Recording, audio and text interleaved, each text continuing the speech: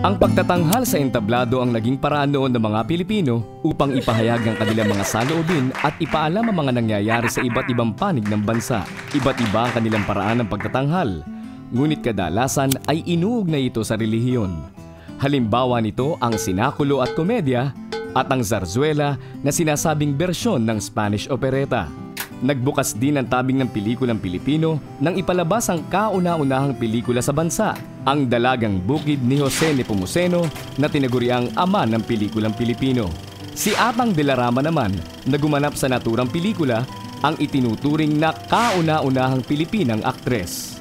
Sinasabing ang Gulong ng Palad na unang napakinggan sa radyo noong 1949 ang naging inspirasyon ng kauna-unahang soap opera sa telebisyon, ang Hiwaga sa Bahay na Bato. Ito ay ipinalabas noong 1963. Ang Knowledge Channel ay nakikiisa sa pagdiriwang ng National Arts Month.